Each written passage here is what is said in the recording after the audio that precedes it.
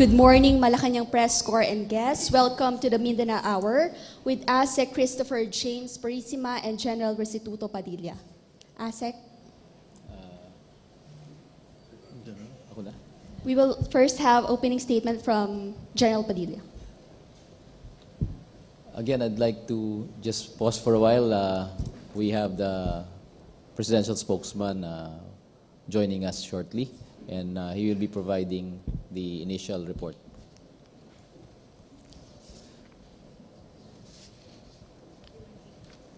Okay, we will first have the question and answer portion with General Padilla. Okay. We now welcome Presidential Spokesperson Ernesto Padilla. Ernesto Abella.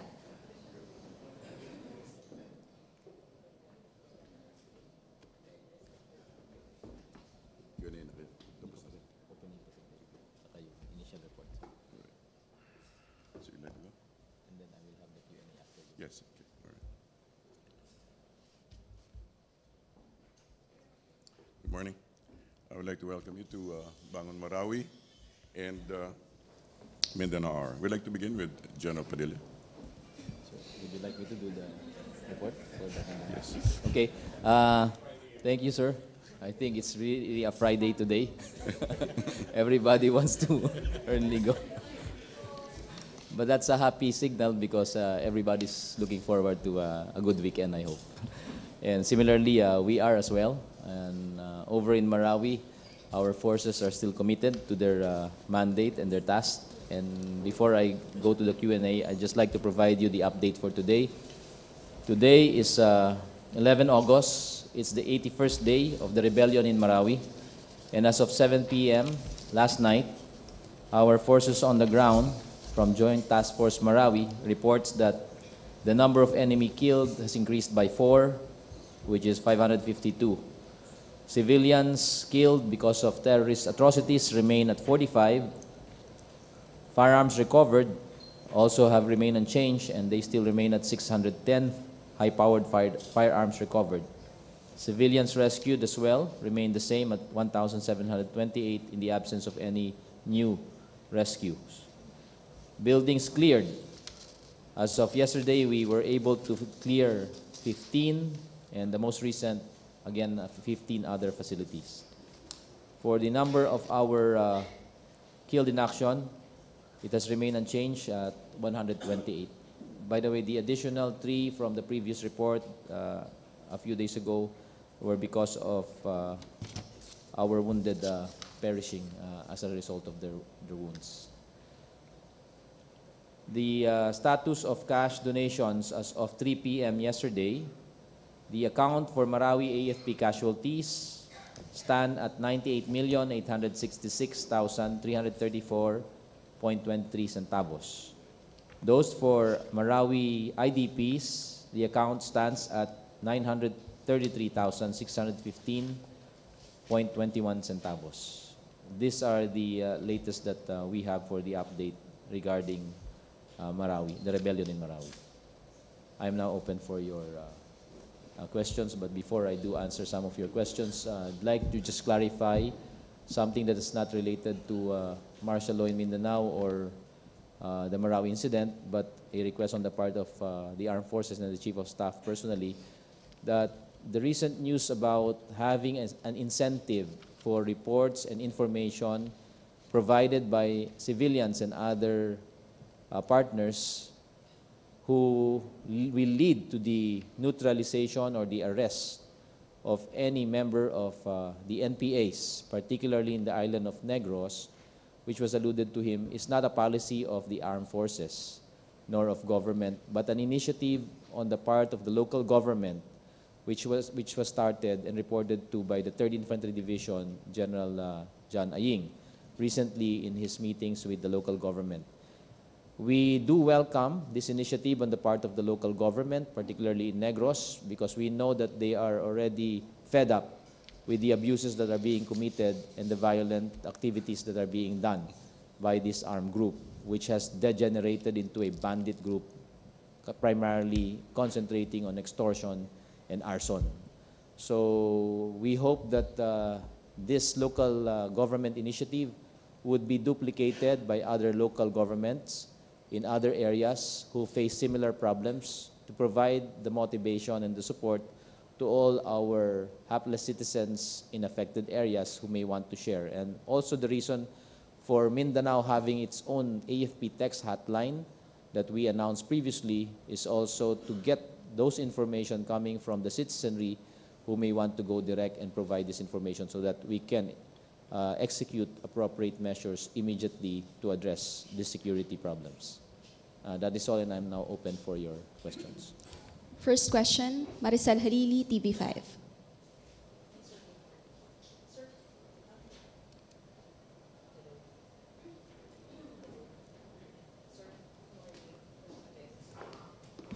See, it's really a Friday. Sir, good morning. Sir, speaking of NPA, Congressman Zarate expressed concern saying that the bounty might lead to money-making rackets for some bounty hunters. Is this a cause of concern for AFP? Well, first off, that's why we made the announcement that it is not a policy or an order from our headquarters because we don't have funds for this. We don't have any allocations to put up a bounty to motivate our citizens to do it. Now, local governments, they do have sources and are free to do it because they are in fact chairing the Peace and Order Council in their respective areas. So any kind of initiative that they may wish to do to strengthen their security posture against bandits, criminal elements, and other armed groups to protect their citizens and their constituents is up to them, and we will support it. That's why we welcome the move. On the aspect that was raised, whether it will create bounty hunters, no. Payments are not given unless the information provided was proven to have been accurate, and it led to the arrest or neutralization of unknown suspect. So if these people have arrest orders that have been issued already to them and have been identified and seen somewhere and were reported and led to their arrest, then the bounty will be provided. Will this in any way affect yung operation natin sa Mindanao? Kasi sir, paano kapag, for example, may pumasok doon sa battlefield or ano yung assurance na hindi magkakamali doon sa identity? Kasi isa din sa mga cause of concern nila, baka mamaya palabasin lang na rebelde yung NPA, yung individual, and yet hindi naman pala. Ang informasyon naman po na nakakarating sa atin ay dinadaan sa proseso. Hindi ho basta-basta ginagawa ang pag-aresto o pag-neutralize sa isang known criminal pag hindi pa po na-verify na ito yung talagang taong na pinagtutuunan natin ng pansin sa lugar na yun. Sir, last on my part, meron pong nakita kahapon na photos of Isnilon Hapilon and Maute leaders. May we get details about these photo? Meron na po ba tayong information kung gaano ka-recent lang yung kuha? And can we consider this as proof of life that nandun pa rin sila inside Marawi? With the recent advances in technology and potential ways of altering a picture, mahirap magkomento sa mga lumalabas na mga photos hanggat hindi kami nakapagkasagawa ng forensic examination. At doon, malalaman mo kung talagang authentic at recent yung photo. Ang problema dito sa mga naglalabasang ito, maaaring propaganda. So, hindi po kami makapagkomento at hindi namin makumpirma yan hanggat hindi natin naisasagawa itong pagkumpirma na prosesong ito. But based on the recent report na nakuha ng AFP, nasa na po sina Isnilon Hapilon? We believe they're still inside the battle area. And the reason why fighting has been intense is potentially we have gone close to where they are hiding. Thank you, sir. Next question, please. Joseph Morong, GMA7. Sir, sa North Korea, they've announced the supposed trajectory of the missile that they're going to launch, just in case, against the US, particularly Guam. Are we studying that possibility, and do you think that it can miss its target and probably not naman go to the Philippines, but have some effects on us? Because medyo malapit lang yun ba? The closest problem we have ever encountered regarding North Korea's launch of missiles was during the testing stage when they launched a missile that they were testing towards this part of the Pacific. And we don't have anti-missile systems to put it down or to guard our country against such kinds of threat. What we do, however, is monitor it, and as you have mentioned, any kind of telltale effect from that kind of incident is something we have to prepare for. Kaya on the civil defense side, pinaghahandaan natin kasi maaaring bumagsak yung debris sa side ng Pacific. Kaya ang tatamaan yung mga coastal areas ng ating bansa. Doon sa testing na yon, sa testing stage. Ngayon, dito sa panibagong banta na to, it's a source of concern. That's why the ASEAN leaders or foreign ministers discussed it thoroughly and came up with a statement. But we don't see this as potentially hitting us in any way because it is directed towards an outer island in the Pacific itself. So whatever fallout it may have, maybe because of the debris if it disintegrates up there. So these are things that are still in our preparations kasi ang civil defense side naman natin, handa naman pong, may preparasyon naman po sila sa mga ganitong pagkakataon.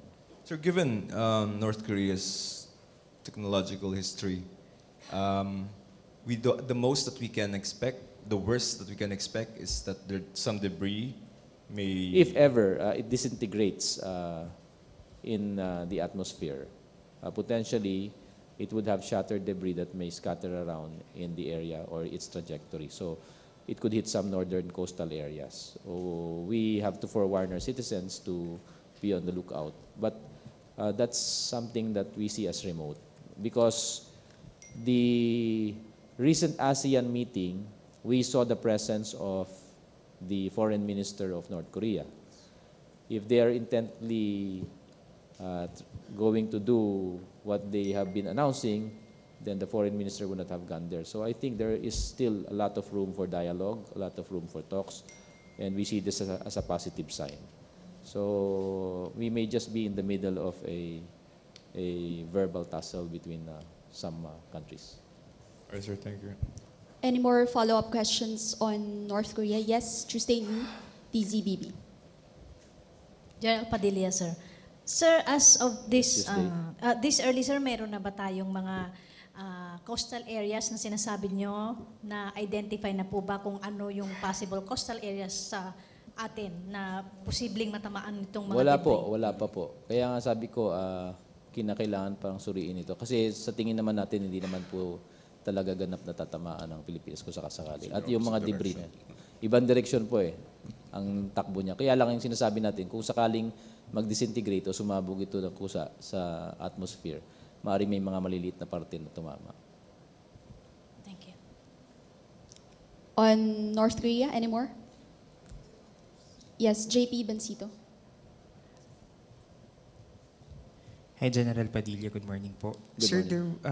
there were reports yesterday by Reuters that the U.S. has allegedly entered into 12 nautical miles of mischief reef in Palawan, South China Sea.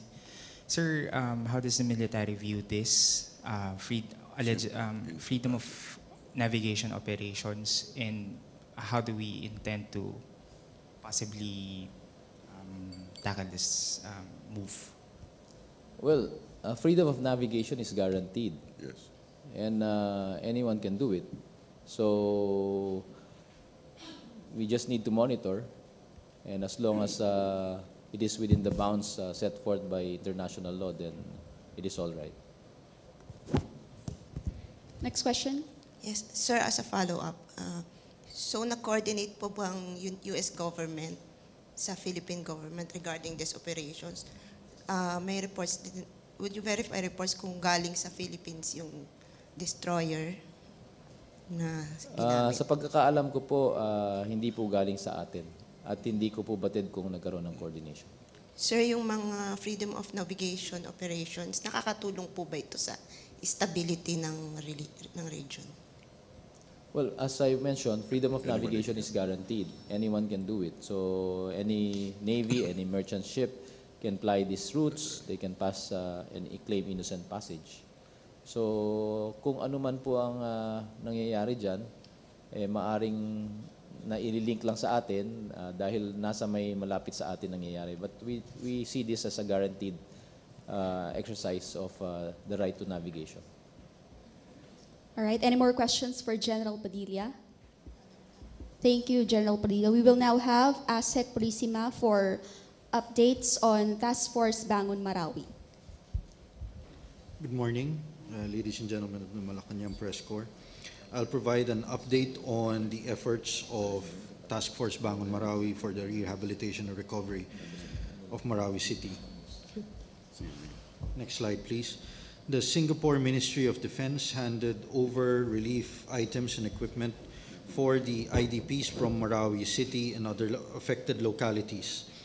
The Singapore Air Force facilitated the transport of relief items and equipment via C-130 on August 7 at Laguindingan Airport.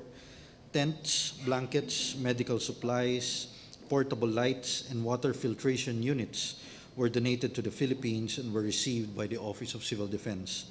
The relief items and equipment were immediately transported to Iligan City for eventual distribution.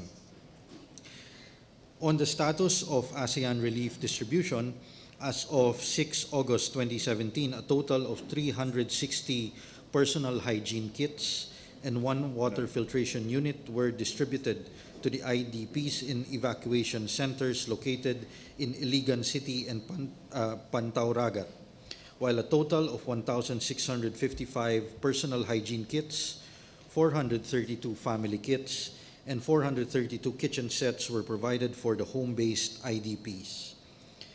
On CSO engagement, on 8 and 9 August 2017, the task force conducted a forum in Iligan City called Civil Society Stakeholders Shared Visioning and Strategic Planning for Marawi Crisis Response and Rebuilding. It was attended by Marawi and Iligan LGUs, CSOs, academe, community, and religious leaders from Marawi City and other affected areas. Discussions during the forum delved on the recommendations, comments, and reactions on the process of rebuilding Marawi City. Task Force Bangon Marawi Executive Director Undersecretary Cesar Llano presented the updates on the actions taken and plans for the reconstruction, recovery, and rehabilitation of Marawi City and other affected areas.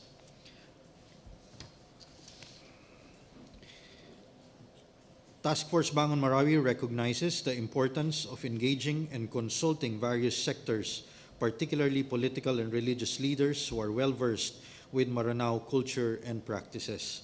Quoting from Undersecretary Llano, we will give a positive meaning to the acronym IDP, and that is inclusivity through dialogue and participation, and that is what we have been doing since Task Force Bangon Marawi was established.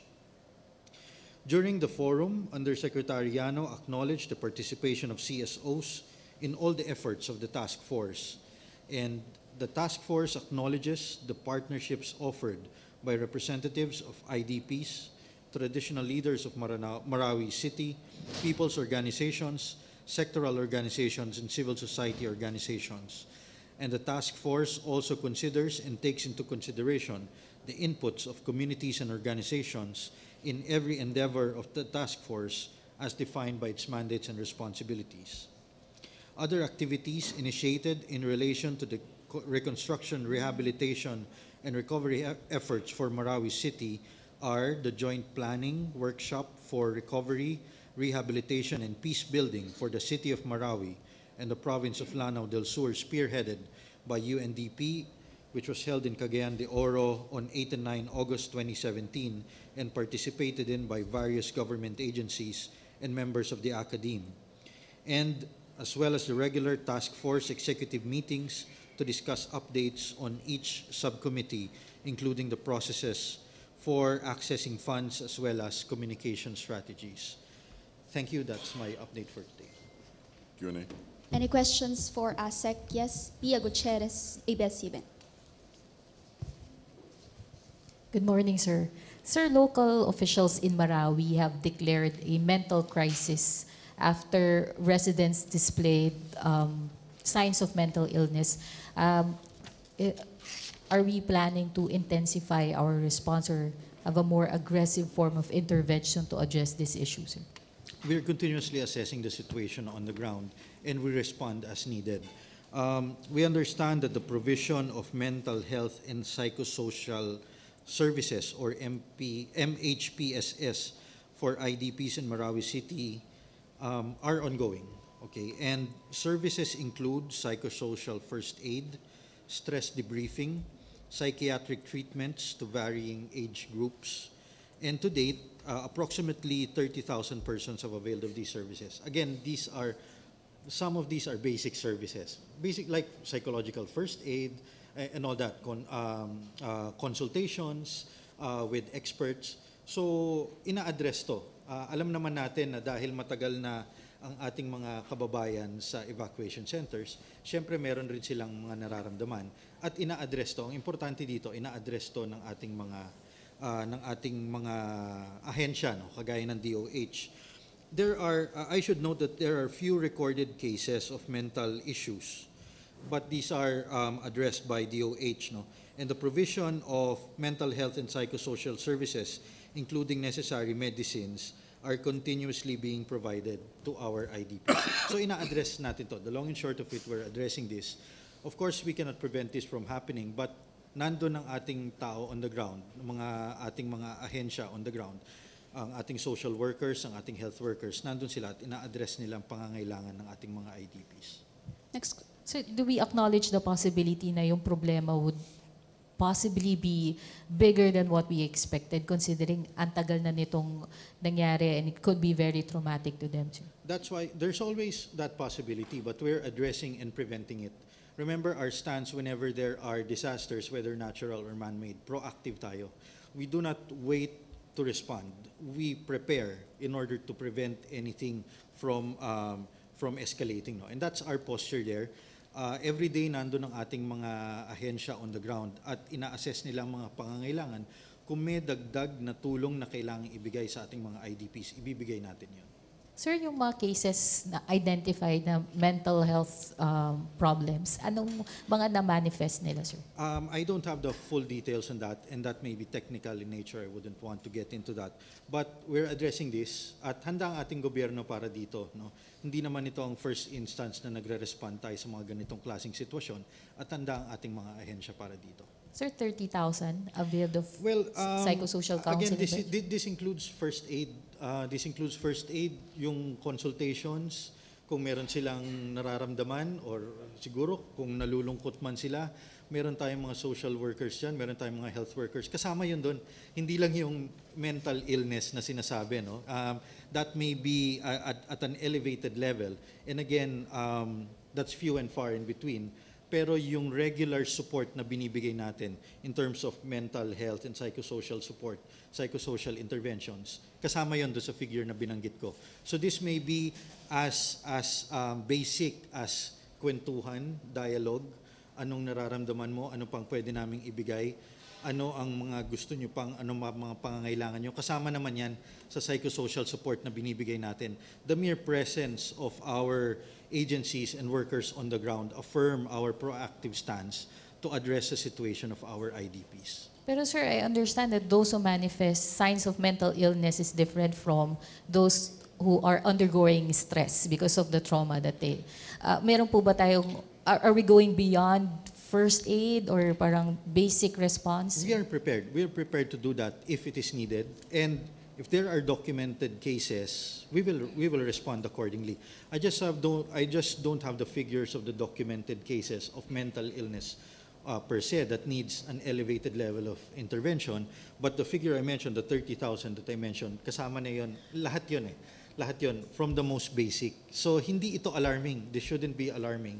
Because normal to in the sense that kung may pangangailangan sila, tinutugunan natin yon at different levels. Even at the lowest or at the most basic levels, tinutugunan natin ito. Follow-up? Joseph Morong? Sir, dun lang sa 30,000, no? So, ano yung mga nature ng inilalapit nila sa inyo? Mostly psychosocial. Not, may mga medical ba dyan na isinama nyo rin? As I understand, this includes psychosocial first aid, stress debriefing, and psychiatric support. So ito yung mga basic, as I understand it, ito yung mga basic levels of intervention na pangangailangan. I'm not competent to discuss the higher levels of interventions needed. And as I understand it, these are few, but these are being addressed. Okay, I don't have the exact figures of those elevated levels of treatments needed or provided.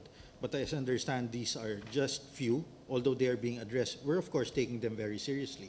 But for the most part, we're addressing the basic needs of our IDPs there. So yung 30,000 yung sir, psychosocial service, we're excluding yung mga medical help, yung mga... Yes. Okay. Yeah. So, So it's just basic. Kung may kailangan sila, kung meron silang iniinda na kahit ano, we're supporting that. We're providing response to that at different levels. okay. So you mentioned that there are some medyo elevated cases. Ano yung... How would you characterize those cases? And what have we done as a matter of intervention? I don't have detailed information about Okay. that as of now. I will prepare for that in the next few briefings. But I guess we would have to address that to the more competent workers who could address that in greater detail. Any more follow-up? So more questions on Bangon Marawi? Ms. Hannah Sanchez, SMNI. Hi, sir. Sir, na-raise na po ba, o in-address niyo na ba yung na-raise ng Philippine Sports Commission na they find it alarming na yung mga bata doon sa Marawi o nasa evacuation center na sa tingin nila hero ang ISIS? May ina-address po ba natin like yung needs nila sa pag-iisip or yung mga pananaw nila sa buhay, lalo na lumalaki sila sa ganong klaseng environment? Ano pong ginagawa natin na intervention po? Yeah, I would like to believe that that is part of our psychosocial interventions. So kasama sila sa 30,000? To understand what they're feeling. Kasi going down to the basics, kailangan nating intindihin kung anong nararamdaman nila. At kasama rin yan sa ating PCNA. Kasama yan dun sa sinabi ko previously na human side ng ating post-conflict needs assessment. Kasi we're not just rebuilding a city, we're rebuilding the lives of people and communities. So kung sa tingin ng ating mga kababayan doon, ng ating mga IDPs, hero nga ang ISIS, for example, alarming nga yan. At alam yan ng ating mga tao on the ground, ng ating mga workers, at ina-address yan dahil hindi tama yon, obviously, at napaka-alarming nun. Kaya kasama yon sa ating interventions. And moving forward, kasama yan doon sa human aspect ng ating PCNA. Dahil yung PCNA, lahat ng aspeto, hindi lang physical rebuilding ng city o ng mga bahay, ngunit kasama doon yung rebuilding ng mga ating kababayan at ng ating mga komunidad.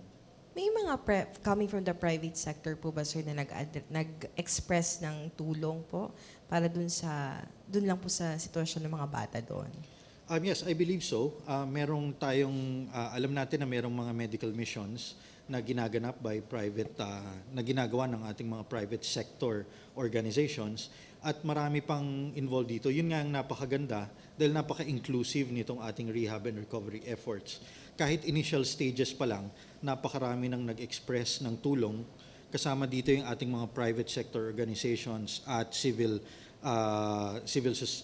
society organizations dahil gusto nila makatulong at tayo sa task force, very open tayo dito dahil wala namang monopoly of knowledge and competence ng government to do all this. This requires a whole of nation and whole of society approach at alam natin yon at tinatanggap natin ang tulong na kayang ibigay ng ating mga private sector organizations at CSOs, lalo na dun sa mga alarming observations. Tinatanggap natin yon at ina-address natin yon isa-isa. All right, any more questions? Maricel Halili. Sir, just a quick follow-up. I know that you mentioned earlier that you don't have enough details about the cases on mental issues, but at least have you received information if these few or if some of them were already brought to mental hospitals or if there's a need for them to be brought there? I don't have that information now, unfortunately, but all I can say is that we're addressing the situation on the ground. Whatever their needs are, makakaasa po ang ating mga kababayan na lahat ng pangangailangan nila, ibibigay natin. Kung may kailangan na heightened or elevated level of response or intervention, ibibigay natin yon. kung kailangan ng most basic, ibibigay rin natin yun. So, I don't have information on that. I may have information about that in future briefings. But all I can assure our people is that we're providing everything we can for our IDPs on the ground. And you mentioned that this is not an alarming situation, so meaning you don't consider this as a mental crisis in Marawi? I wouldn't characterize it as a mental crisis, to be honest. And because a crisis is something that you cannot address, or you are not addressing, or you do not recognize. We are recognizing the situation on the ground. Your task force, even the government and the private sector, we're recognizing that there are needs of our people on the ground, of our IDPs, and we're responding to those needs. So in that sense, this is not a crisis because we know what their needs are and we are responding the best way we can to their needs. Thank you, All sir. right, any more questions for ASEC Purisima? Last three questions. Yes, Henry Uri and Joseph Moro. Hi, Asik Purisima. Do you have any recorded amount or figures kung magkano na po yung total damages na incurred related po dito sa war between the MOTI and the AFP? Wala pa tayong total figures on the physical damage, no? Kasi hindi pa tayo nakakapasok fully sa Marawi City, no? Inaantay natin yung go signal ng ating AFP, ng ating military organization, para rin safe yung ating mga assessors on the ground. Kasi napakahirap magbigay ng rough estimate. Maski rough estimate, mahirap kahit sabihin mong ballpark figure. Mas maganda ang tignan na natin yung sitwasyon talaga pag pwede na tayong pumunta doon. So what we're focusing now on our PCNA ay yung mga kaya nating i-address, kagaya ng yung human side ng PCNA, ng ating post-conflict needs assessment, yung mga pangangailangan ng communities, anong gusto nila moving forward. Siyempre, kinukuha rin natin ang inputs nila. So the human side or the intangible side, so to say, yun ang ina-address natin ngayon. Once we have the all clear from the AFP to proceed, kasi understandably, kailangan natin ng clearing operations dyan bago tayo pumasok sa city or sa ground zero, so to say. So, inaantay natin yung go signal ng AFP para hindi rin naman madisgrasya ang ating mga assessors. So can we say that the rehabilitation will be finished before Christmas or early next year? Mahirap sabihin, mahirap magbigay ng deadline.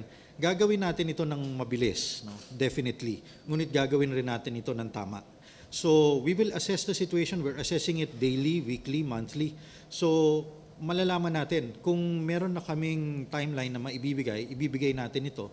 Ngunit by the nature of the rehabilitation efforts, mahirap nga magbigay ng timeline. We can give targets, of course, but we should understand, our people should understand that these are targets that may move depending on the situation. Pero makakaasa ho ang lahat na gagawin natin ito ng mabilis, ngunit gagawin rin natin ito ng tama. All right, thanks. Thank you. Joseph Morong. Sir, short lang yung sa NOCOR, how are we dealing, how are we thinking about that threat? Well, your OCD is closely monitoring the situation. We will coordinate with the DND, AFP, and relevant government agencies and make necessary assessments in order to prepare appropriate contingency plans, alerts, and warnings for the awareness and protection of our civilian populace. And we assure our civilian populace, we assure our people that preparations are being made for any eventuality, and we will inform communities that may be affected. Okay, last question. All right, thank you, ASEC Purisima. We will now have spokesperson Abelia. We only have a few statements to make. One, Quezon Avenue Flood Control Project opens today. On August 7, the Department of Public Works and Highways led the opening of the 165 million Quezon Avenue Flood Control Project in a bid to improve the traffic situation. This includes 2 additional lanes over the newly constructed flood control structure, spanning a total of 1.1 kilometers. The 2 additional lanes measuring 820.62 linear meters has been completed due to the department's implementation of a 24/7 construction scheme to speed up infrastructure development. This will serve as an alternative route to EDSA and to Timog Avenue. Also, on the Senate Special Committee on Marawi, the President has called on all sectors to contribute and support in the recovery, rebuilding, and rehabilitation efforts of the Islamic city of Marawi. We therefore welcome Senate Resolution 457, which establishes the Senate Special Committee on Marawi, which would complement the work of the Executive's Task Force Bangon Marawi. Indeed, the extent of the damage in Marawi and the suffering of its displaced people need everyone's assistance and cooperation. This is the time to unite as one nation in rebuilding Marawi, which is now in ruins, into a model Islamic city. We're open to a few questions. First question, Maricel Halili of TV5. Sir, did the President ask Customs Commissioner Faeldon to go on leave? As far as I know, no. There's no directive from him to go on leave. How about the other officials of Bureau of Customs, sir? That's not the President's style to tell people what to do. Did they file resignation? I mean, some of them. I believe so. I don't know if they've filed or what, but they have, right? Okay. So, but it's not under the directive of the President. Did the palace receive the resignation? As of this moment, as of before press briefing, we have not been informed regarding those letters. Will the President accept the resignation, sir? That is up to him. Thank you, sir. Thank you. Next question, please, Teo de Guzman. Microphone natin. Morning, sir. May we have your reaction po at yeah. the back, sir? A big Yes. guy, sir. May we have your reaction po? Sinabi po kasi, parang kinu-question po ni Senator Antonio Trillanes yung pananahimik ni President Duterte doon sa issue ng pagkakapuslit ng 6.4 billion worth of illegal drugs mula sa BOC. So he's saying na bakit tahimik ang presidente, hindi siya nagagalit kay Trillanes, pero droga yung hindi siya nagagalit kay Faeldon, pero droga naman yung issue. Well, as the President said, he does not intervene in matters like this. He will allow the process to unfold. So I think it's not unusual that he's quiet about that. It's simply saying that he will not interfere because the process has begun. Thank you, sir. Thank you. Next question. Yes, Trisha Macas. Sir, just to follow up, I asked this yesterday. Senator Trillanes said na may backer daw yung drug lord na involved in the customs 6.4 Shabumes sa government. He didn't say na it was President Duterte, but he said it could be close to the President. Can we get the palace reaction to this, sir? We do not have any, he hasn't made any direct statements. We do not indulge in speculations. Okay, sige. Thank you. Next question, other topic. Yes, Pia Gutierrez. Good morning, sir. Sir, during the President's speech last Wednesday, he mentioned about appointing 24 commissioners to draft a new constitution. Yes, ma'am. Is this a policy na, sir, or a suggestion on the part of the President? Is this the track that the government is going to take, sir? Well, apparently that is his, well, let me see.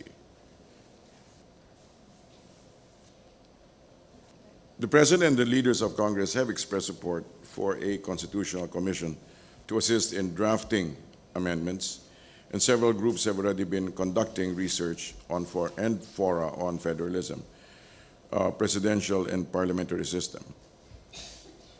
With the consensus at the top, the charter change mandated may now accelerate. So, it's something that the President and the Congress have already expressed support for. Okay. So, parang advisory body lang siya, sir. Which one? Yung 24-man commission, sir. It will act as an advisory body, sir, to advise. Let me see. Okay.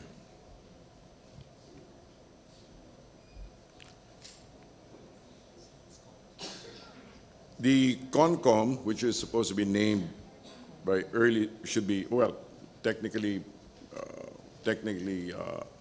should be named by as early as September, giving it and the Constitutional Assembly 6 months to revise the charter by.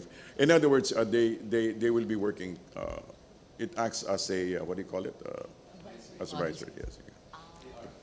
I will. Don't take me that. I can check on it. Okay. Meron na po ba, sir, naiisip si President Duterte? Na, Well, as far as we Yes, have heard, I think he prefers ex-justices and a majority of ex-justices and a minority of civilians. Pero as of the actual names, wala pa kaming natatanggap. All right, follow-up? Any follow-up? Yes. Other? Yes. Sir, are we talking about the EO he signed in December to create this consultative body? Is this what we're talking about here? I will confirm that, but I suppose that is. At this stage, I'm assuming that is. Kasi sir, it was signed in December. What's taking so long? Why hasn't he appointed the members of the body? That the reason why I cannot answer. Okay, last 3 questions. Joseph Morong. Sir, yung pong sa freedom of navigation Yes. action ng US, the Chinese side said that it violated international and Chinese law and severely, hanapin ka na yung quote, sir. Seriously, let me, they said that it violated international and Chinese law and seriously harmed Beijing's sovereignty and security. What do you think of that, sir? We're not the spokesman for the Chinese. So, on the other hand, in the words of Secretary de Lonsana, the Philippines has no objection regarding the presumed innocent passage of seacraft. Okay, and that there is, of course, the freedom of navigation. In other words, from our side, we find no objection. When you say no objection, we don't... Don't find it objectionable. Okay, we don't. When we say it's not objectionable, so parang, sir, we don't share the Chinese perspective that it violates their whatever international law and Chinese laws that they claim. We state our position. Okay, thank you, sir. Okay, last 2. Yes. Related to that, sir, may mga reclamation activities further north of the Philippines? Regarding those alleged, okay. First, it would be best if this apparent evidence can be vetted for accuracy, if only to preserve the trust and confidence that all disputants over the territory in South China Sea, South China, West Philippine, North Natuna Seas need to have in each other going forward. The continuing reclamation and militarization of disputed territory in these waters, if the report and photos from a Washington-based think tank are accurate, these can be taken up by the ASEAN in future discussions. So we defer to ASEAN. All right, last 2. Yes, Maricel Halili. Sir, quick follow-up lang dun sa statement ni Presidente. Yung dun sa mga police na binigyan niya ng bounty, meron na po bang shortlist na hawak yung Malacañang? Identified na ba kung sino yung mga possible na police involved dun sa mga paruhinog? Wala po tayong information regarding that matter. Kahit po yung numbers lang? Wala po. Thank you, sir. Yes, ma'am. Last question, Chris Jose. And Tina Mendez. Sir, regarding lang po doon sa BOC scandal, do you think it's about time na magsagawa na po ng lifestyle check sa mga officials para po malaman kung paano po umangat yung mga buhay nila? Kasama po siguro yan. Kasama po talaga yan yung lifestyle checks. It's not a question of my opinion or what, but I believe that's part of the process, checking a lifestyle. Thank you po. Tina Mendez. Hi, sir.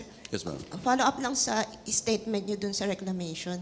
I think if I got it right, nung press ko ni Secretary Cayetano the other day, dun sa conclusion ng ASEAN, sinabi niya na the ASEAN need not tackle the issue of reclamation because there is no reclamation happening right now. That's the statement of the Secretary. How would you reconcile your statement now? Correct me if I'm wrong, but apparently he made that statement in context of Philippine claims. Okay, not within Philippines. Walang nire-reclaim ang China regarding matters pertaining to us. Okay, patungkol sa atin. So, pero kung yung katulad ng mga bagong mga developments, that will have to be taken up on the future ASEAN discussions. All right. Last question, Trisha Macas. Okay. Super last. Sir, just to follow up on my question earlier, Senator Trillanes also said that President Duterte can't let go of Customs Commissioner Fildon. Is this true, sir? Can the President let go of, or can the President let go of Commissioner Fildon? It will be his prerogative to do so. But is it true, sir, that the President can't let go of Commissioner Fildon? I don't know about the can't, but whatever it is, it will have to be the President's decision. Okay. It will be mere speculation to say he can't or cannot. Thank you. Thank you, sir. Thank you, ASEC Christopher James Purisima. Thank you, Presidential Spokesperson Ernesto Abella. Thank you, MPC. Back to the main studios of PTV4 and Radyo Pilipinas.